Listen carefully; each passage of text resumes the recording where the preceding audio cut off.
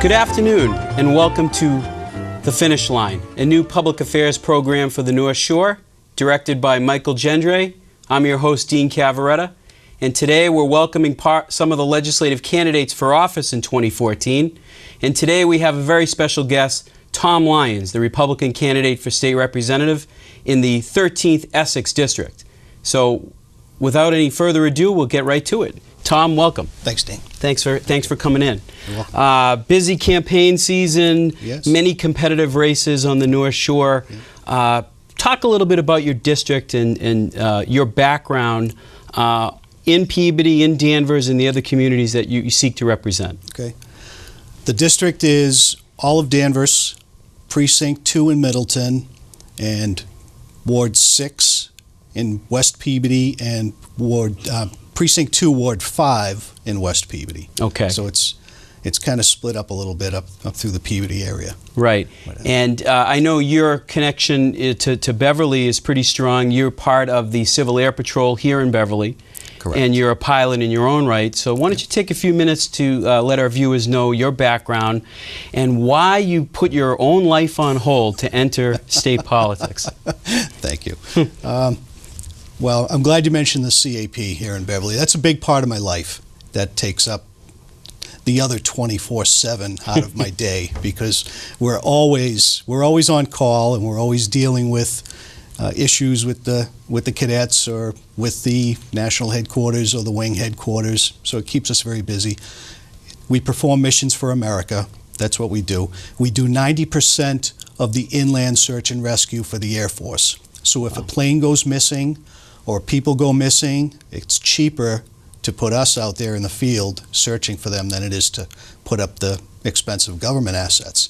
So as volunteers, we're part of a force multiplier. Right. Which gives me a background in government relations, using government money, being responsible for government money and materials, and it makes me a leader of people. So that's been very important to me. I actually belonged to the CAP as a kid. So I was a cadet and I grew up through the program and learned a lot of valuable lessons and brought them forward in my life. Now I'm a sales rep. I work at the Peabody Supply Company over in Peabody. I had my own plumbing business for 25 years, basically right out of high school. I got my plumber's license, went to work. Then I ended up taking over our family plumbing business in the mid-'80s and basically worked right up through 2003, 2004 almost, and did pretty well plumbing, met a lot of people. I like to tell people I worked in thousands of homes around the North Shore, so you get to meet people. People get to meet you. Right. They know who you are. They know what your work ethic is. They know that your word is your bond. And I've never had any problems in business, and everybody's always been satisfied. I've always had a great customer base that's followed me. So I'm hoping to bring that customer base forward with me in politics and have these people help me to get elected. Yeah, and you know, I think in the course of our program here, Tom, we'll take a moment to talk about many issues, but a lot of good things to talk about. I think listening to your background, a good place to begin is homeland security, public safety issues. We live in an age of terrorism. Take a few moments to talk about that focus, that part of the job with your background and what you want to bring to Beacon Hill. I've been trained in the FEMA ICS system, so I have a few ratings in that. I don't have everything, but I have a pretty good working understanding of interoperability between agencies, how things are supposed to get done, how the money is supposed to be spent properly. And coordination with the Massachusetts agencies. Yes, absolutely. Yeah. Between that and federal and local, so we've been trained in all of that. I want to be able to be the person that they can go to and say, Tom, how does this work? How do we coordinate this better?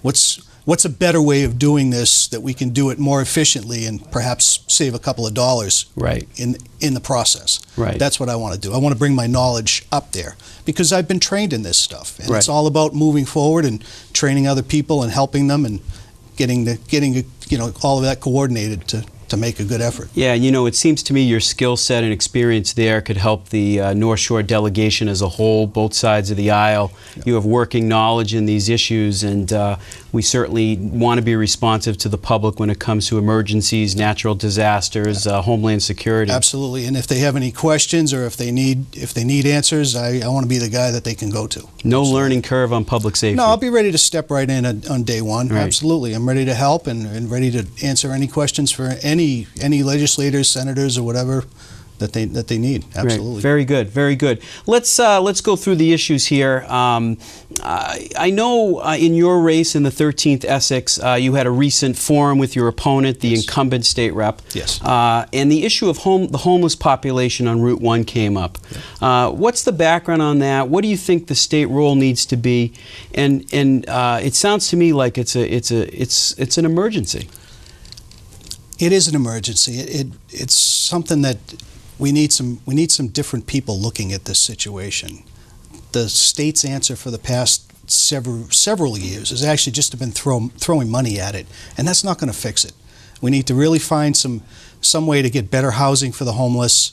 We need to eliminate some of the waste that's in this program, and I say we definitely need a better residency requirement. We need to make sure that these are Massachusetts residents that are participating in the program, because there was a big meeting up in the Danvers Town Hall several weeks ago, and we were hearing reports of people coming in from out of state, yeah, and maybe even out of the country, and they're using the program for a few months and then disappearing, and that's our tax money. Right.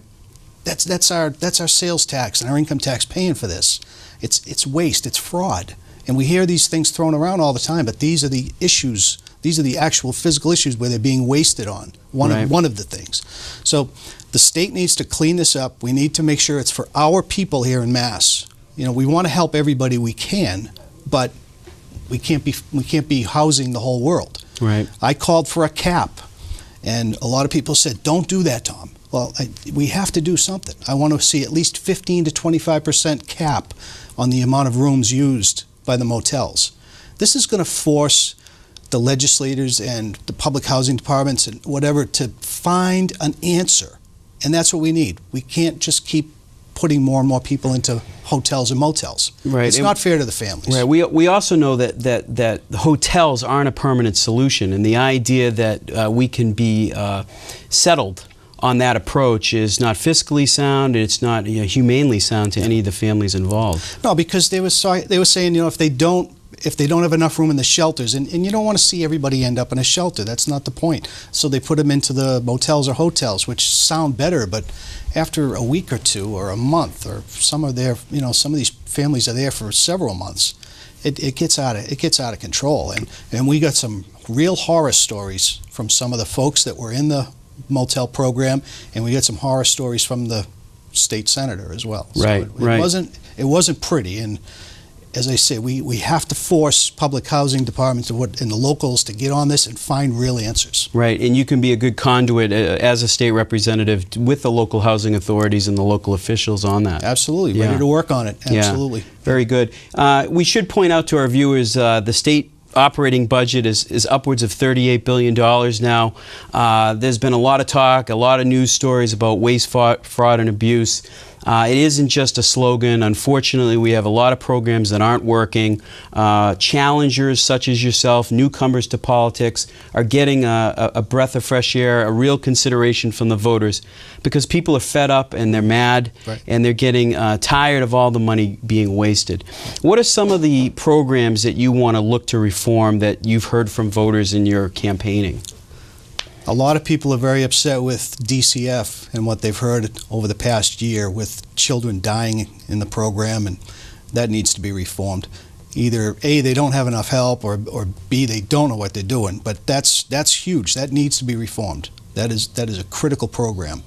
We're hearing the compounding pharmacy is going to be huge as far as what it's going to cost us just in legal fees, the parole board issues, and there's all of these little departments. No, they're not little departments. Yeah. They've been kind of expanded over the years, but especially the parole board. Government programs tend to take on a life of their own.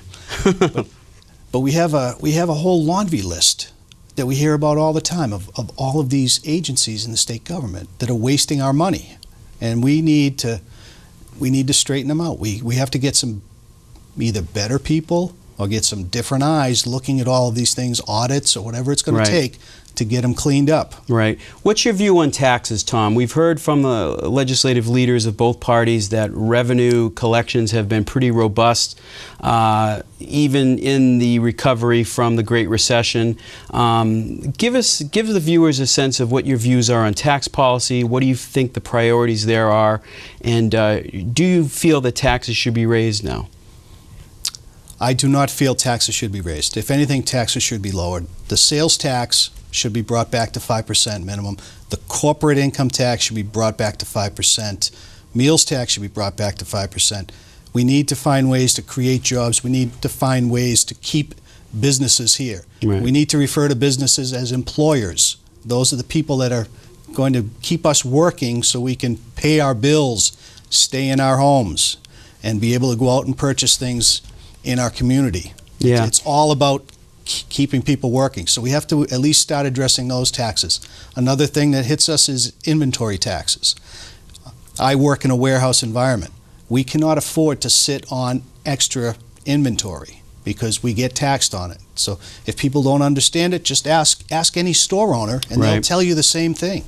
It's a little bit of, it's a little bit, but it comes right off your bottom line, and it's hurting our businesses. Right. We should note that we are filming here in Beverly, and we're in the 128 corridor, and your district, the 13 Essex, and other districts have been impacted by last year's fiasco, which was the so-called tech tax that the majority party tried to pass through, apparently without reading the bill, that is going to have a direct impact, or was going to have a direct impact on the technology sector of our economy until people started reading the fine print. Right.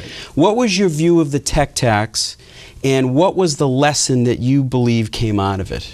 The lesson is, as you said, read the bill. But first of all, talk to people. Open up a line of communication and understand what this tax is going to do to the local businesses and to the people employed by these businesses. Right. I mean, I think it's worth pointing out that apparently a lot of these incumbent legislators did not talk to the voters of the businesses involved.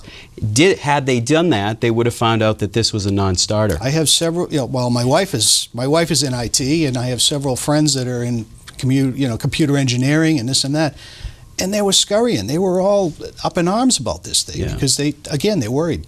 Employers are going to leave our state and take the jobs with them. Right, but the thing that's so troubling is if it can happen on that issue, what's the next issue that's going to come along where that might happen again?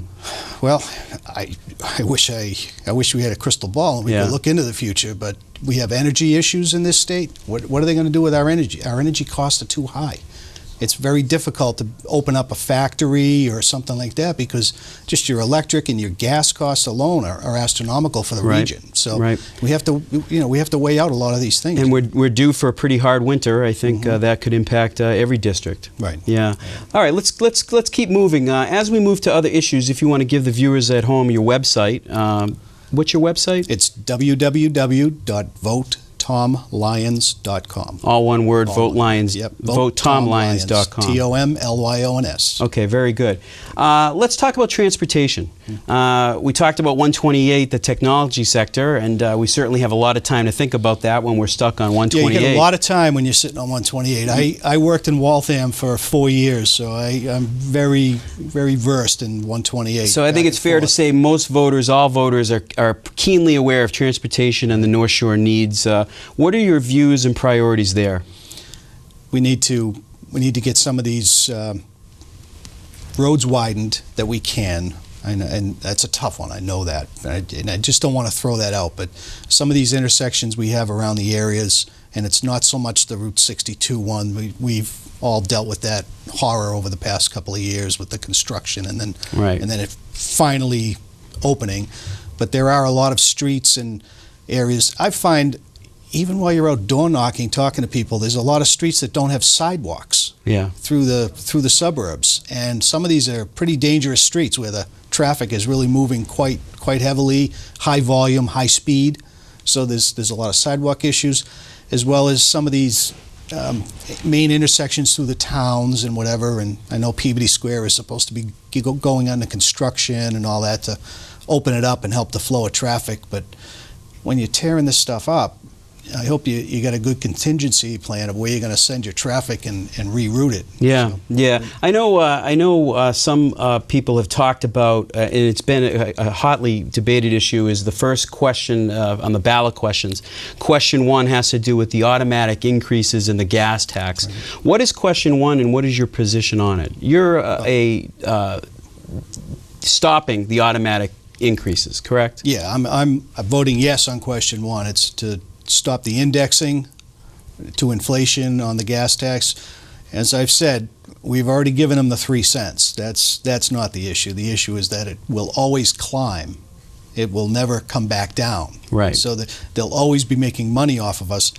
And part 2 of that is they'll never have to vote on it again to either increase it because it's tied to inflation. Every vote should be held accountable. Right. You should be on a roll call or whatever up there in the State House, held accountable. And the scary thing is, what we hear from different people is they'll be able to tie this tax, well, not tie the tax, but they'll be able to tie this precedent of indexing to inflation to other taxes, which Right. is really scary because it could be property tax, sales tax, or whatever.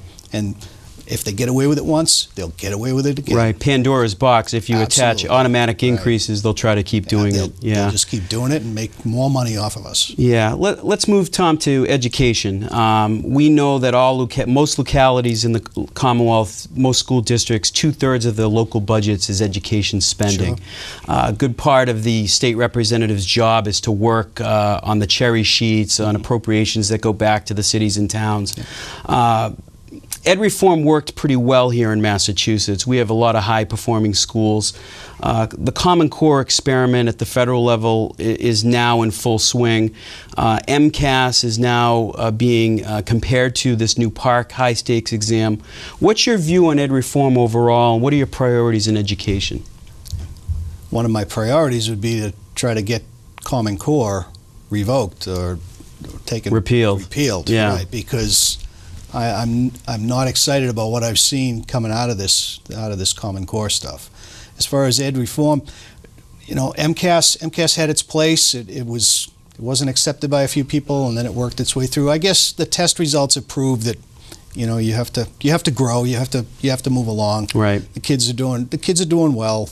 The scores are good, but we can't be lowering their standards now. Right. We're up number 1 as far Number as one in many education. outcomes. So it's yes. like, don't lower the standards. Our children deserve the best here in Massachusetts. Everybody should raise to our level. Right. Some opponents of Common Core have called it the Obamacare of education. Mm-hmm. And really the message around that is process. The idea that the state reps weren't consulted on Common Core, that teachers and other stakeholders at the local level, superintendents, it was sprung on them like other issues that Beacon Hill and Washington, D.C. do nowadays. As the state rep, talk to me about process. What's your role? What do you think your role is when it comes to shining a spotlight on some of these things? Well, as far as the Common Core stuff, a lot of it was money too. They got a lot of money dangled in front of them, and that's why they voted for it. Right. And if they'll tell you the truth, it came down to the almighty dollar. So right. They had X amount of money coming into Massachusetts. They thought it was great. But of course, it came with the fine print, right? Yeah. But my thing would be to talk with your constituents, talk with the teachers, find out what their needs are, how they can be improved, what the dollar values are going to be, and try to work that together. See what else you need around in your school districts. Work with your other reps. Try to be bipartisan or whatever, and right. and try to get the best for your geographical area. Right. Now, early in the program, you mentioned the homeless situation on Route 1, and unfortunately, those children are being placed into the education schools in your district. What can be done? I mean, that seems to be a potential budget buster that could impact your entire district. It's a lot of money, and what we're finding out is that some of these kids have to be transported back to their home schools, right. their hometown schools from where they came from. If they came from Newton, we'd have to transport them back from Newton, and the state came up with this. Our rep came up with this plan to get us 50% of the transportation cost. but there's still 50% of the transportation costs. Yeah, we're transporting kids around out of town that aren't from Danvers, and we have to, especially in Danvers, where this problem is huge, we have to focus on that. You pay a lot of money to live in Danvers. You pay good property tax for a good school system. And unfortunately, these kids, and it's not their fault, but these kids are being, bounced in and out of our schools, and they're only in there for maybe 3 days or 3 months is what we're hearing. And it's not fair to the kids that are there and want to learn, and the teachers can't really get a plan together because we don't know who's going to be in school today and not in school tomorrow. And it kind of goes to your point earlier that you said where you have to solve the homeless population problem and the placement in the hotels. Absolutely. So you avoid the children being bounced around when it comes to the education. So that's a point well taken. Okay, so we have about 5 minutes to go. We've covered a good amount of issues. One of the questions I wanted to ask you is where do you see yourself fitting in on the North Shore? This is a very unique part of the state. There are needs up here that aren't down the Cape, for example. Take 30 seconds, take a minute to talk about how you want to fit into the North Shore delegation.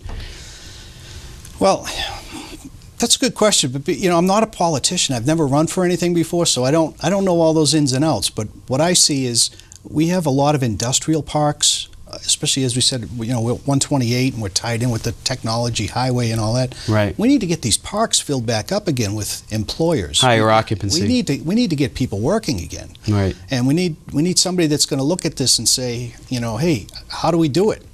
And my biggest thing is to get jobs back here. We've got to get people back to work. Right. And people that are working, we need to get their wages up a little bit. So that's why I want to see some good jobs coming back this way.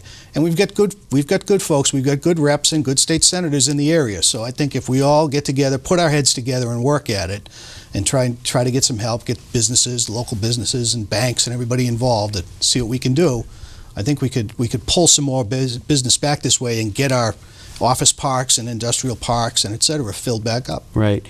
Well, you, ladies and gentlemen, you've been watching our new program called The Finish Line, a new public affairs program targeted to issues on the North Shore. We're talking to Tom Lyons, a Republican candidate for state representative in the 13th Essex District up here on the North Shore.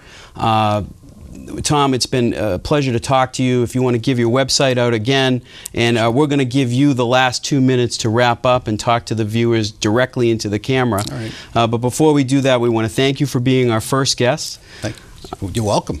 We appreciate you running for office. It's not easy. It's a lot of work. You've been at this for a long time. You have about 2 weeks to go. And we appreciate you running and having a competitive race in your district. Thank you, Dave. Okay, so without that further ado, ladies and gentlemen, we'd like to present Tom Lyons, candidate for state representative. Thank you. Well, as I said, I'm a plumber. That's been my background for many years. I've been a small business owner. I understand how tough it is to work out there and make a living. I have a family. We live in Peabody. I have a big family from Danvers. So we've been in business for quite a while. It's all about jobs. It's trying to get people working, trying to get people happy. I have a very good work ethic. I want to bring that work ethic up to Beacon Hill with me. I see myself trying to work together with as many people as I can up there. It's not about my objectives. It's about the people that live in the district. I want to go up to represent the middle class, the folks that are out there working hard every day, trying to make ends meet. My family's been through unemployment, and we've lost some jobs, had some pay cuts and things like that. So I know what you're feeling. I want to try to get up there and make some changes, see what we can do to bring as many jobs and make Massachusetts a better place to live, make the North Shore a better place to live, try to get everybody back to work and happy again. So. All right. Well, thank you very much, ladies and gentlemen, and we appreciate you watching our program. Special thanks to Michael Gendre, our director in BevCam, and cameraman Tim Hezzy, and soundboy Clay Evans for his help. We appreciate you watching, and we want to urge you to get out to vote on November 4th. Your vote matters, and we thank you, and good night.